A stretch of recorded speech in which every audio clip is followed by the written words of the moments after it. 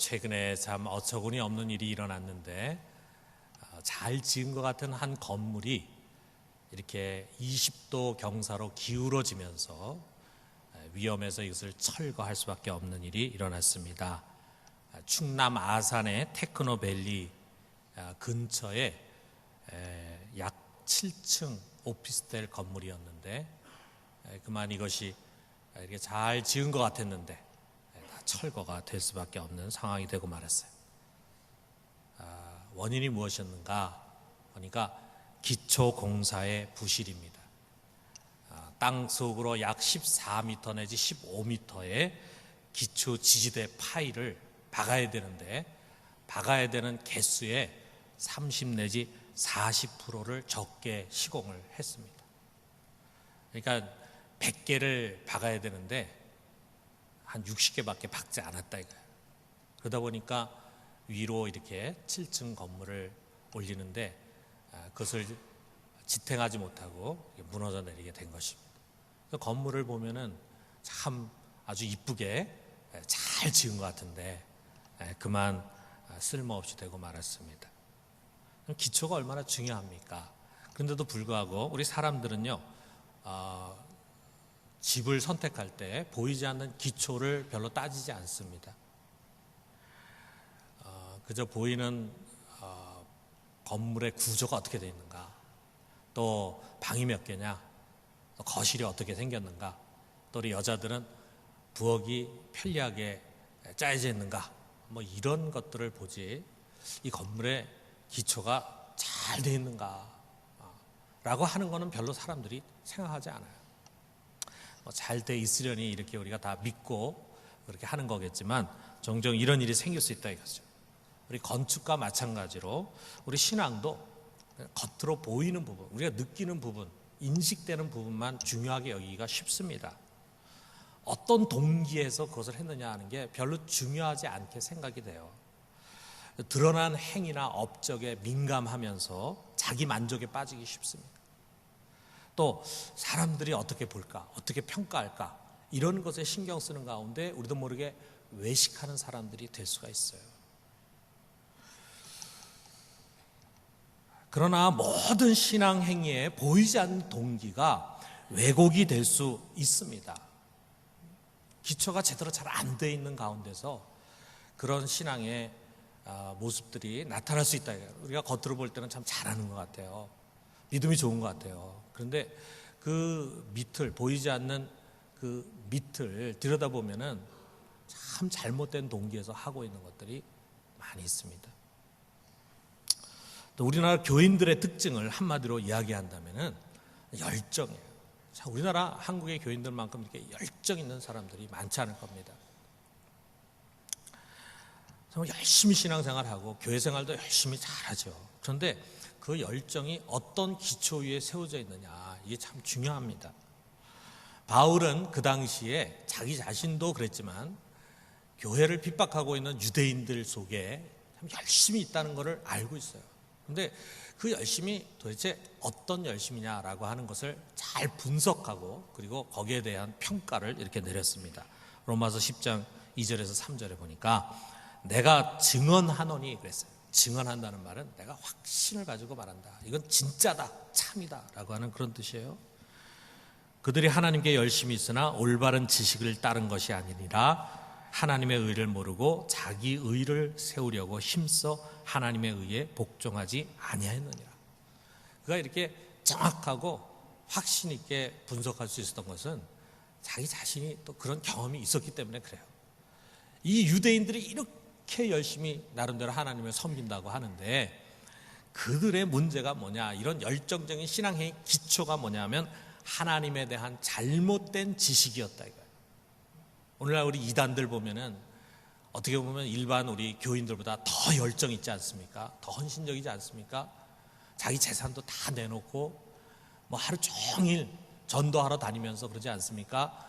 그런데 그들의 기초가 뭐예요? 잘못된 하나님에 대한 지식이에요. 하나님의 의가 아니고 자기 의를 앞세운다. 이게 유대인들의 문제점이었다 이거예요. 이처럼 우리 신앙의 기초를 그릇된 신앙 지식과 자기 의에 둘 수가 있습니다.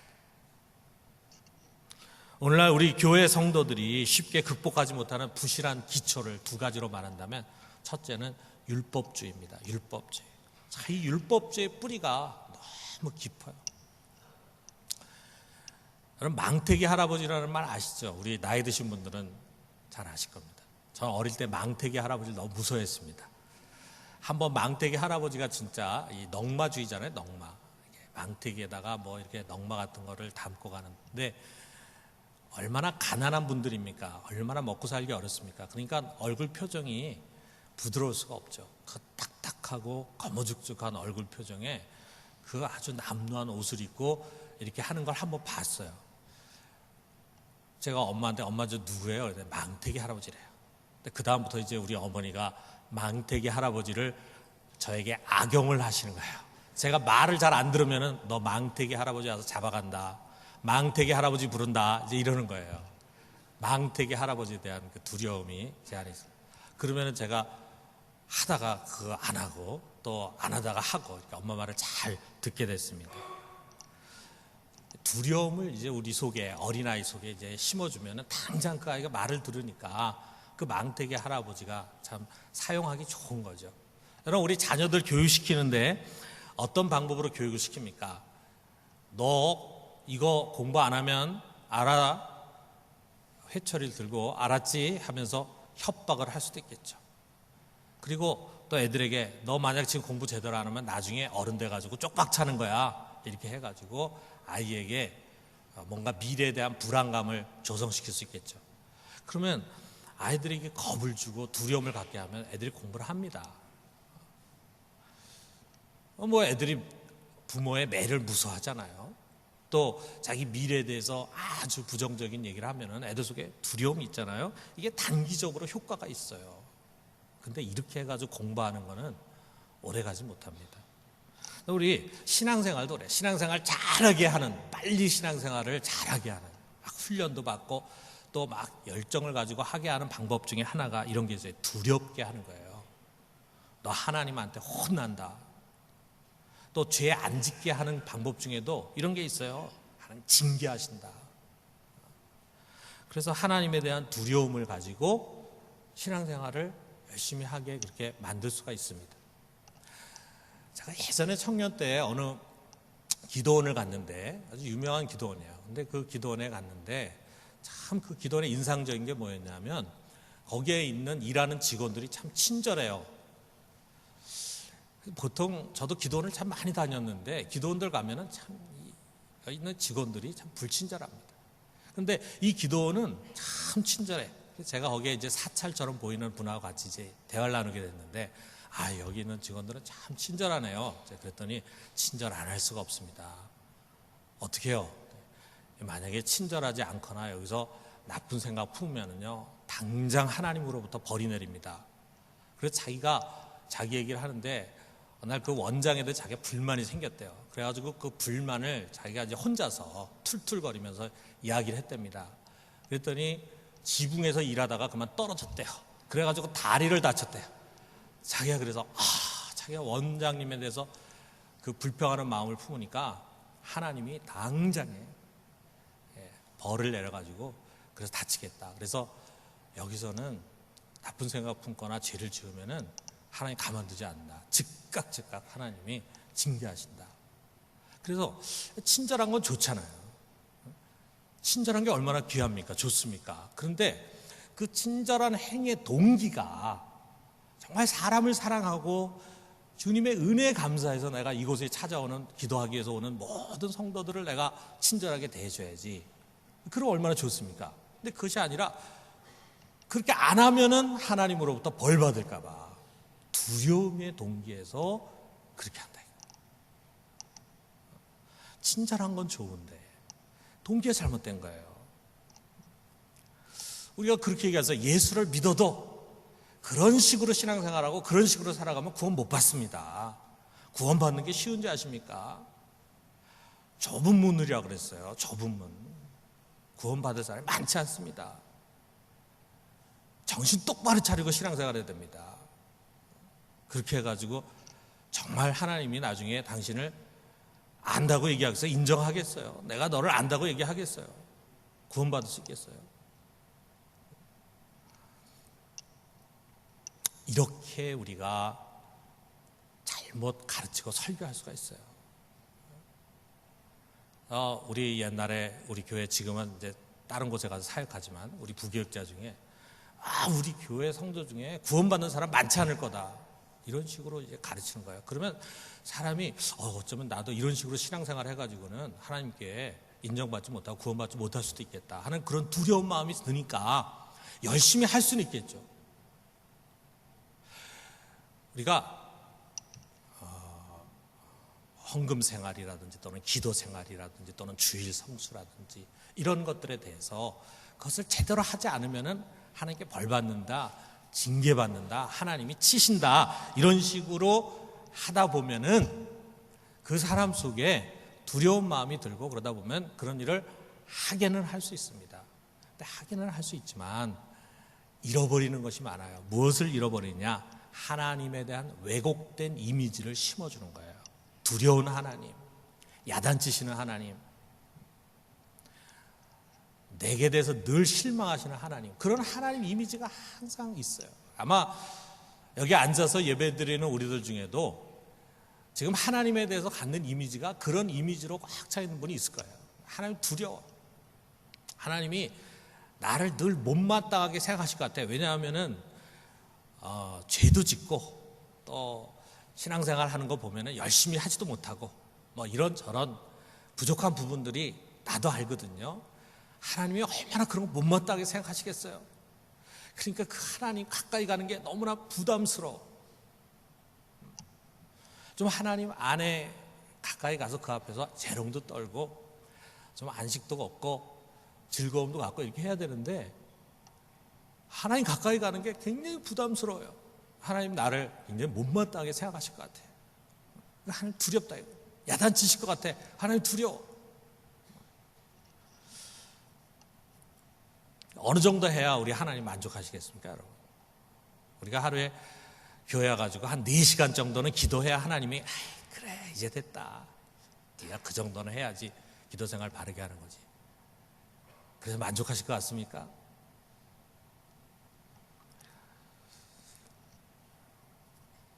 우리가 알게 모르게 이런 율법주의에 사로잡혀가지고 신앙생활 열심히 할 수 있어요. 신앙생활 열심히 하는 건 좋을 것 같지만 그 기초와 동기가 잘못되어 있을 때는요, 언젠가는 문제가 됩니다. 또 하나가 뭐냐면 두 번째는 업적주의예요. 업적주의 뿌리도 너무 깊어요. 어떻게 보면 이 업적주의도 율법주의의 또 다른 형태라고도 볼 수 있어요. 우리가 애들 공부시킬 때 또 이런 방법이 있잖아요. 애들 공부 잘 시키려면 경쟁을 막 유도해. 경쟁을 유도하고 그 다음에 보상을 약속해요. 그래서 야, 너 다음에 반에서 10등 안에 들면은 스마트폰 사줄게, 스마트폰. 그 다음에 5등 안에 들면은 노트북 사줄게. 1등 하면 자전거 사줄게, 비싼 자전거 사줄게. 이렇게 해가지고 그 아이로 하여금 그 보상에 대한 꿈을 가지고 그것이 동기가 돼서 공부를 하도록 할 수가 있습니다. 그러니까 공부 자체에 대한 기쁨보다도 그런 상에 대한 기대와 희망을 가지고 해요. 이것도 단기적으로 효과를 볼 수가 있습니다. 그래서 우리 교회도 말이죠, 이런 원리를 종종 사용해요. 예전에 우리 교회에서 한때 이 총동원 전도라는 게 유행했습니다. 총동원 전도.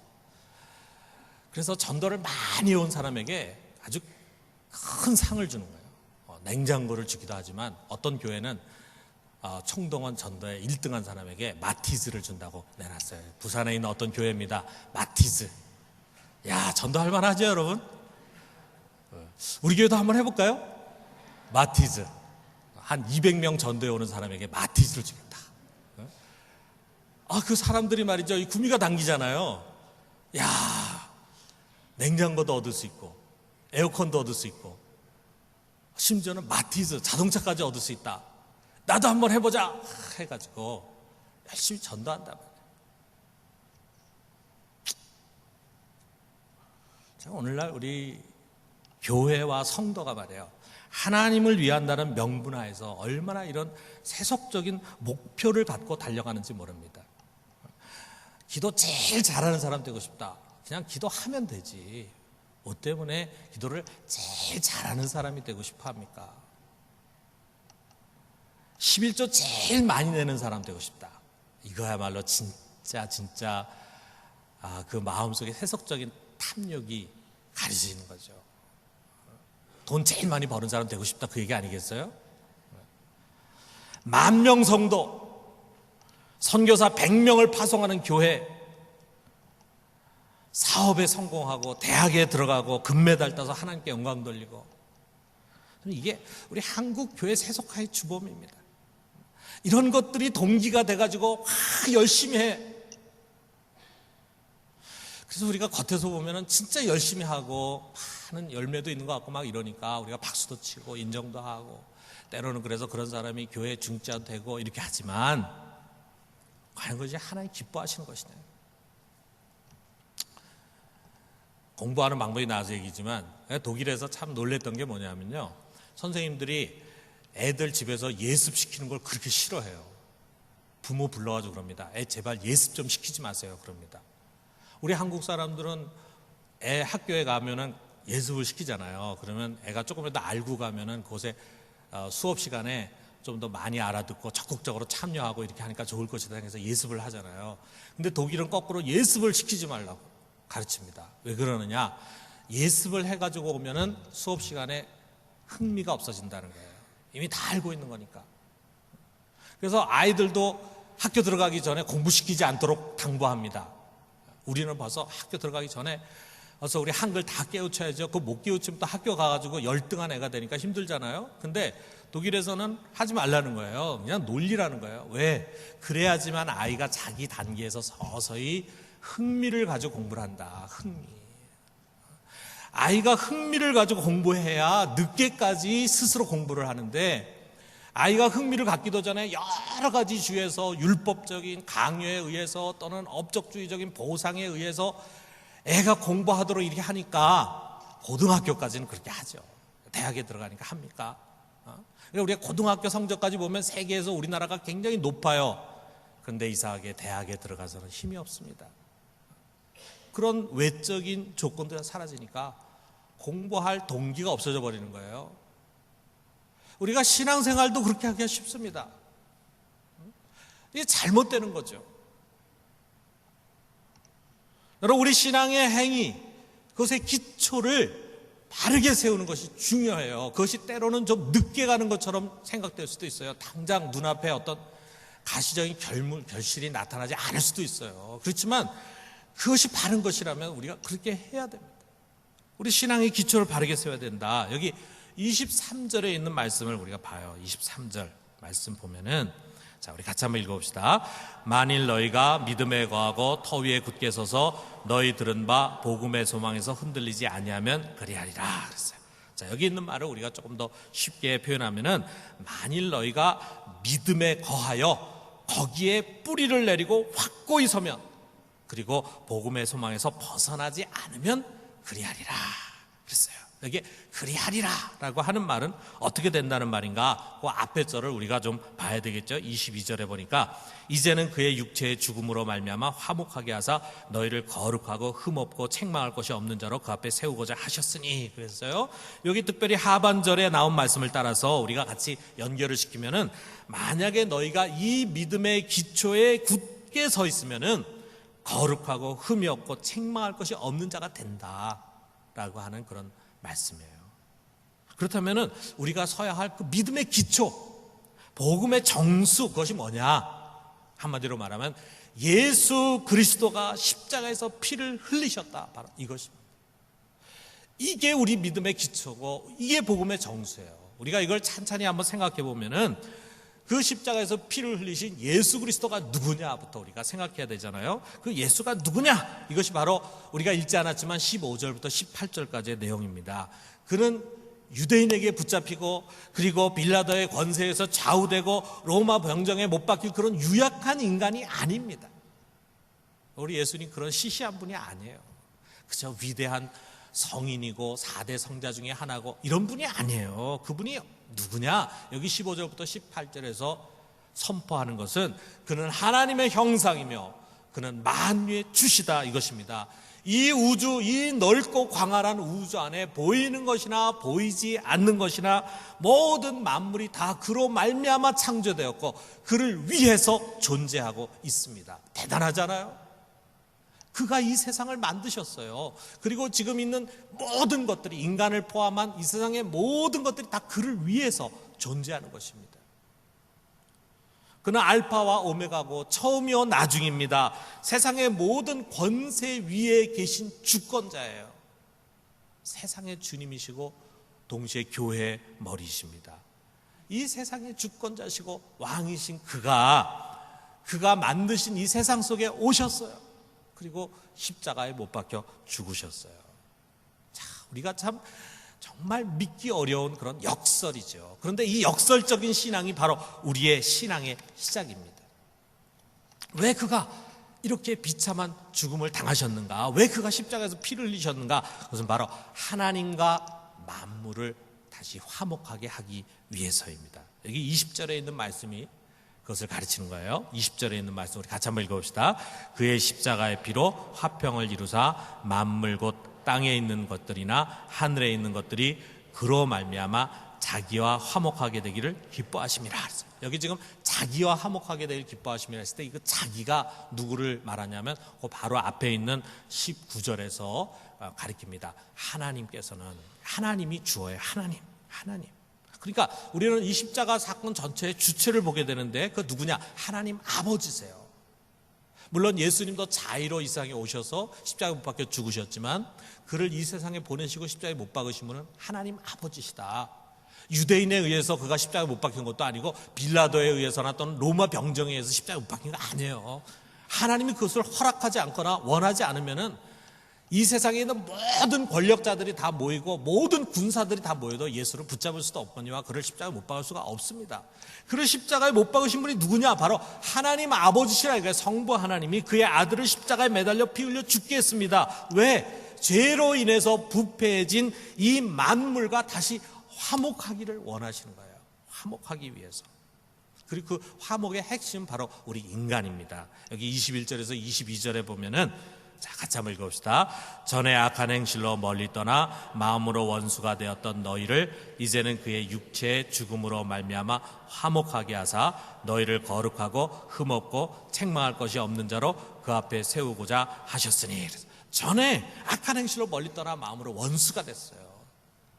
악한 행실은 우리의 죄죠. 그 죄로 인해서 우리가 하나님과 원수가 됐습니다. 여러분, 하나님과 원수의 관계로 있다는 것이 얼마나 두려운 일입니까? 하나님이 내 속에서 말이에요, 죄를 보는 거예요. 여러분과 내 속에 감춰져 있는, 숨겨져 있는 그 죄덩어리들, 그 더러운 것들 보니까 하나님 화가 나, 화가. 그러니까 우리가 하나님 분노의 대상이에요. 여러분 한번 상상해 보세요. 하나님이 여러분 바라볼 때 막 화가 나고 저놈 새끼 해가지고 막 몽둥이 들고 그냥 막 패주고 싶고, 여러분 자녀가 말 안 들을 때 너무 못된 짓 할 때 막 엄마 그런 마음 나잖아요. 하나님 우리를 보실 때 그런 분노가 난다, 우리가 하나님 분노의 대상이다라고 한다는 게 얼마나 두려운 일입니까? 내가 나의 죄를 보는 차원과 하나님이 우리의 죄를 보는 차원이 달라요. 여러분 중에는 아마 내가 죄가 없다는 게 아닙니다. 저도 죄가 있죠. 그렇지만 저만큼이라도 좀 살아보십시오. 제가 무슨 남한테 해코지라기를 했습니까? 무슨 남의 돈을 갈취하기를 했습니까? 제가 무슨 거짓말하기를 했습니까? 사기치기를 했습니까? 뭐 강간을 하기를 했습니까? 나만큼이라도 좀 반듯하게 살아보십시오.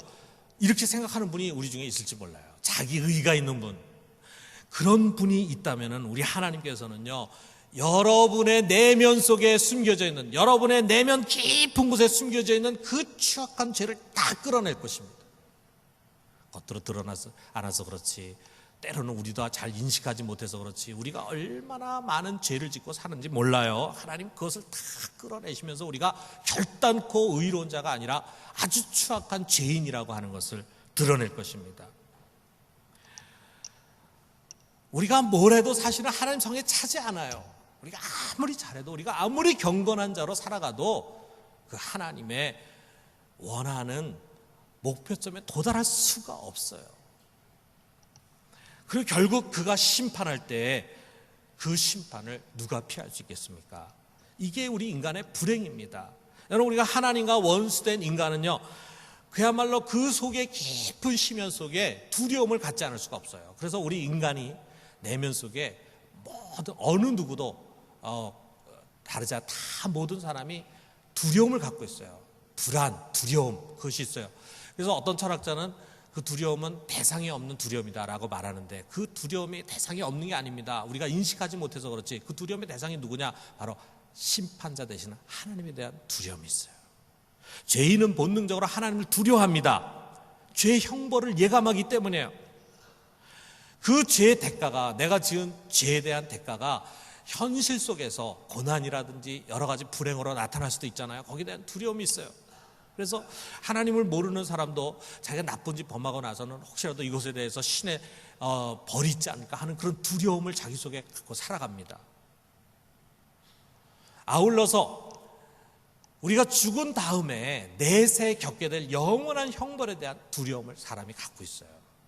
그렇기 때문에 인간은 자기 나름대로 어떻게든지 이 죄를 벗어나고 싶은 그런 노력을 합니다. 우리 속에 양심이라는 것이 있잖아요. 우리가 하나님의 형상을 따라 지음받았기 때문에 양심이라는 게 있는데, 그 양심이 죄로 인해서 많이 흐려져 있어요. 그럼에도 불구하고 그 양심이 여전히 있습니다. 그렇기 때문에 그 양심은 우리로 하여금 착하게 살아야 된다, 이렇게 생각하게 만들어요. 그래서 남한테 사기쳐가지고 등쳐먹고 사는 사람도 자기 자식만큼은 착한 사람으로 살기를 원해요. 사람이 착하게 살아야 상을 받고 축복을 받고, 그리고 악한 짓을 하고 나쁘게 살면 벌을 받는다라고 하는 일종의 권선징악이죠. 이것은 모든 인류 속에 있는 보편적인 가치예요. 이런 보편적인 가치 때문에 어떻게 보면 세계가 유지가 되고 있어요. 이 사회를 지탱하는 중요한 기둥이죠. 그래서 우리 인간 속에 죄가 있기 때문에 한편으로는 불의를 행하고 나쁜 짓 하고 부패하고 거짓말하고 이렇게 하지만, 또 다른 한편에 양심이 있기 때문에 그것으로 인해서 좋은 법을 만들고 그 법을 지키려고 하고, 그 다음에 공명정대하게 하려고 하고, 사회 정의를 이루려고 하고, 더불어 살아가려고 하는 일이 있다 이거예요. 이 두 가지가 공존하지 않습니까? 그런데 이런 이방인들과 달리 이스라엘 사람들에게는 특별히 하나님이 법을 주셨는데, 그게 바로 율법이에요. 그 율법은 죄가 무엇이고 의가 무엇인가를 명쾌하게 우리 이스라엘 사람들에게 가르쳐주는 겁니다. 그리고 죄를 범하지 말고 의를 행하라 라고 하는 것을 가르쳐주는 게 바로 율법이에요. 이 율법은 양심보다 훨씬 높은 수준의 법입니다. 그래서 이스라엘 사람들은 이 법을 지키면서 살아왔어요. 그런데 문제가 뭡니까? 양심이건 율법이건 간에 그것을 잘 지키고 선하게 살려고 노력을 하면은 죄를 덜 지을 수는 있지만 죄로부터 완전히 벗어날 수가 없는 거예요. 아마 여러분 살아오면서 지금까지 그런 경험이 많이 있을 거예요. 내가 바르게 살아야지, 이렇게 사는 것이 바르게 사는 것이다 라고 하는 것을 알지만 우리가 그대로 잘 안 되더라 이거죠. 그러니까 양심이나 율법이라고 하는 것은 죄가 무엇인가라고 하는 것을 알게 하는 데는 참 중요한 것이지만, 그것을 안다고 해서 우리가 그대로 사는 것이 아니라는 것입니다. 자, 우리가 중독에 걸린 사람들 한번 생각해 봐요. 도박을 하고 돈을 다 잃었어요. 그러면서 그 도박하는 곳을 나오면서 그럽니다. 내가 다시 이곳에 오면은 얘는 내가 사람 아니야, 나 짐승이야, 짐승. 이렇게 결심하고 나와요. 또 술을 먹고 주사를 부려가지고 가족들을 괴롭히는 사람이 있죠. 그리고 그 다음날 술에서 깨나면은 너무 후회가 됩니다. 그래서 내가 다시 또 술에 입을 대면은 내가 개야, 이렇게 말합니다. 근데 그러고 나서 며칠 안 가서도 짐승이 되고 개가 돼요. 그러니까 그 사람 마음 한구석에는 잘못됐다, 이거 하면 안 된다라는 것을 알아요. 아는데 그것을 실천하지 못해. 마찬가지로 우리 속에 양심도 있고 또 이스라엘 율법도 있는데, 무엇이 옳고 그른 것인가를 알아요. 아는데 내가 그릇된 것, 죄가 되는 것, 잘못된 것을 하지 말아야 되는데 알면서도 하게 되더라 이거죠.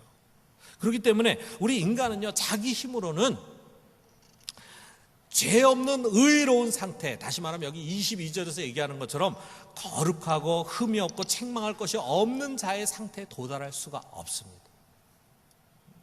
우리 힘으로는 안 됩니다. 어떤 것으로도 안 됩니다. 여러분 2010년에 칠레에서 일어난 이 탄광 매몰 사고 있잖아요. 약 지하로 622m경에서 33명의 광부들이 매몰이 됐어요. 622m를 어떻게 파고 올라옵니까? 그들이 만약에 자기 힘으로 밖으로 나오려고 했다면 죽는 거죠. 불가능하죠. 근데 어떻게 했습니까? 밖에서 땅 위에서 구멍을 팠잖아요. 622m의 구멍을 파들어갔습니다. 그래가지고 그 판 구멍에다가 이 캡슐을 집어넣었어요. 그래서 이 캡슐을 타고 한 사람 한 사람씩 올라와가지고 결국 33명이 다 구출이 됐습니다. 밖에서 구원이 와야 된다 이거예요. 이것처럼 여러분, 우리가 이 죄와 멸망에서 벗어날 수 있는 유일한 구원은 오직 밖에서 와야 합니다. 그렇기 때문에 하나님이 그의 아들 예수 그리스도를 이 캡슐로 이 세상에 보내신 거예요. 그래서 이 맨 밑에 지금 622m가 아니라 보다 더 깊은 죄의 심연 속에 빠져 있는 우리들에게 그 캡슐을 보내줬어요. 누가 살아날 수 있느냐? 그냥 그 캡슐을 믿고 문을 열고 그 안에 들어가는 사람은, 그래서 예수 그리스도를 믿고 그를 의지하는 사람은 하나님 위에서 확 끌어올려, 그래가지고 622m 위에 올라가니까 지상이 돼. 지상. 이처럼 하나님이 예수 그리스도 안에 들어온 자를 끌어올려서 하나님의 의에 이르게 해주시는 거예요. 하나님의 의에. 그 캡슐 안에 있는 사람이 뭐 자기가 올라가려고 노력했겠어요? 그냥 가만히 있으면 돼. 그러면 위에서 다 끌어올려가지고 되잖아요. 그런 것처럼 우리가 무슨 노력을 해서 열심히 살고 착하게 살아서가 아니라 하나님이 그 캡슐을 위로 올리는 것처럼 우리의 노력 없이 값 없이 우리로 하여금 하나님의 의에 도달하게 하는 것입니다. 그러자 죄인이 한순간에 그야말로 거룩하고 흠이 없고 책망할 것이 없는 하나님의 의에 도달해. 그래서 하나님과 같은 수준이 되니까 하나님이 우리와 이제 화목하게 되는 것입니다. 이것은 전적으로 하나님이 그의 기쁨 가운데 행하신 일방적인 행위였어요. 그래서 이것을 은혜라고 부릅니다. 하나님 이제 더 이상 나에게 분노와 원수의 하나님이 아니라 은혜의 하나님이십니다. 나에 대한 하나님의 태도가 180도 달라졌어요. 그는 더 이상 나에 대해서 분노하지 않습니다. 왜 그렇습니까? 내가 죄가 없기 때문이에요. 이미 나의 죄가 십자가에서 다 날아가 버렸어요. 그리스도의 보혈이 율법의 요구를 다 만족시켰습니다. 그래서 나는 이제 의인이고, 그리고 존귀하고 보배로운 하나님의 아들입니다. 십자가가 그 사랑을 확증했어요. 그래서 로마서 5장 8절에 보면은, 우리 같이 한번 읽어봅시다. 우리가 아직 죄인 되었을 때 그리스도께서 우리를 위하여 죽으심으로 하나님께서 우리에 대한 자기의 사랑을 확증하셨느니라. 이게 바로 우리가 믿어야 할 우리 믿음의 내용입니다. 십자가의 피로 나와 화목하신 하나님의 은혜, 그리고 그 은혜로 인하여 이루어진 실제적인 변화를 믿는 것입니다. 무슨 변화냐? 하나님 아버지는 이제 나를 위하시는 거예요. 이제 과거에는 나의 원수가 됐는데 이제는 나 화목하셔서 나를 아들로 삼으셔서 나를 위해 내 편이 되세요. 그가 내 편이 되시고 내 옆에 나를 위해 사실 때 누가 나를 대적할 수 있겠습니까? 그가 무조건 나를 의롭다 하십니다. 누가 나를 정죄할 수 있겠습니까? 예수 그리스도는 부활하시고 승천하셔서 하나님 우편에 계셔서 나를 위해서 간구하고 계시고 또한 나를 변호하시는 분으로 계십니다. 그의 이름으로 이 땅에 오신 성령은 우리 속에 오셔서 우리로 하여금 하나님을 아빠, 아버지라고 부르게, 우리 하나님의 자녀라고 하는 것을 증거하실 뿐만 아니라 우리를 위해서 탄식하면서 기도하시는 거예요. 여러분 생각해 보세요. 성부 하나님, 성자 하나님, 성령 하나님, 이 삼위일체 하나님이 나의 보혜사가 되시고 나의 든든한 목자가 되십니다. 우리가 염려할 일이 뭐가 있겠어요? 두려워할 필요가 없어요. 두려워할 일도 없고 두려워할 대상도 없습니다. 왜 그렇습니까? 그분은 세상보다 크신 분이거든요. 그런 분이, 삼위일체 하나님이 여러분과 나를 지키시는 분이고 여러분과 나를 사랑하시는 분이고 여러분과 나의 곁에 계시는 분이라고. 그분이 우리의 목자가 되시니 우리가 무엇을 두려워하겠습니까? 여호와는 나의 목자시니 내게 부족함이 없으리로다. 여러분 이거 믿으십니까? 고난이 없다는 것이 아니에요. 우리에게 고난이 있을 수 있지만 지금의 고난을 우리 성삼위 하나님께서 기가 막히게 합력해가지고 선한 것으로 만들어주십니다. 그래서 이 믿음의 기초가 분명한 사람의 반응은 이거예요. 항상 기뻐하고 쉬지 말고 기도하고 범사에 감사하는 것입니다. 우리가 늘 기뻐할 수 있는 환경이 아니잖아요. 그럼에도 불구하고 항상 기뻐할 수 있는 것은 하나님 우리 곁에 계시니까, 전능하신 하나님이. 그러니까 우리가 이 일이 어떻게 진행될지 모르지만 반드시 좋은 길로 될 것이다. 기뻐하는 거예요. 감사하는 거예요. 거기다 그분이 항상 우리의 기도에 귀를 기울이시니까 쉬지 않고 기도하는 거예요. 새벽 기도만 기도하는 것이 아니라 24시간 무슨 일을 만날 때마다 우리가 하나님 앞에 탄식하고 한두 마디 기도하는 것도 하나님 다 들어주시고 응답해 주십니다. 그러니까 우리가 이것이 하나님의 뜻이라 이거예요. 우리 한번 따라해 봅시다. 항상 기뻐하라. 쉬지 말고 기도하라. 범사에 감사하라.